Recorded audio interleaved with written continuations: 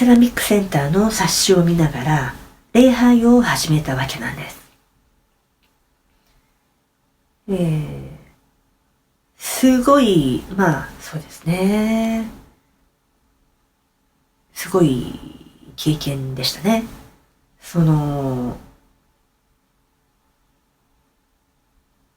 神に向かうっていう行為、ルクーすること、ワーオって感じでしたね。で、サチダがですね、日本人ってお辞儀をよくするじゃないですか。で、座ってこう頭を下げるっていうこともよくするので、そんなに大差ないと思ってたんですね。だけれども、お辞儀はあくまでもこう頭を下げるだけなんだけれども、頭を床につけるっていう、もう、ほんの、あとですね、あと10センチぐらいの違いなんですけれども、この感覚は、やっぱりこれはやってみないとわかんないっていうか、すごいですね。すごいんです。実はこれ。本当に神に近づくんですね。察しだね。そうやって、礼拝も始め、で、ヒジャブもしたかな。ヒジャブもして、ヒジャブすることを勧めているわけだから、神は。した方がいいに決まってるんですよ。絶対に。だからヒジャブもしたかな。で、そうするとですね、私もうモスリムじゃんと思ったんですね。私もモスリムでしょ。あえてシャハーダとかする必要あるのっていう気持ちになってきまして。っていうのが、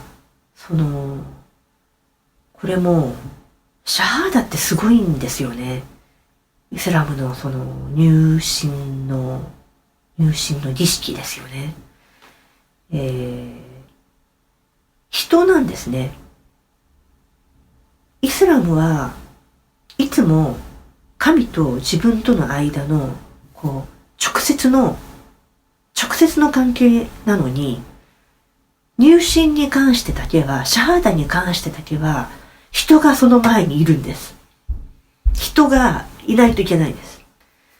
で、人に、なんていうのかな、自分の弱みを見せるじゃないけれども、人がいないといけないことになっているっていうことが、すごい抵抗があったんですね、私は。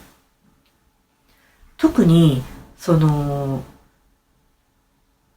なんかすごい素晴らしい人たちに囲まれていたのであれば、多分そうも思わなかったかもしれないんですけれども、私は、でも私の周りにいた人もいい人はすごいいたんですけれどもね、なんか私のなんですかね、高慢なところがあるんでしょうね。人に委ねるとか、人にっていうのがすごい抵抗があって、シャハーダってできないっていうぐらいにすごい壁があったんですね、自分の中で。で、そこが一番大変でしたね。だけどすごい、私はもうモスリムだし、その辺の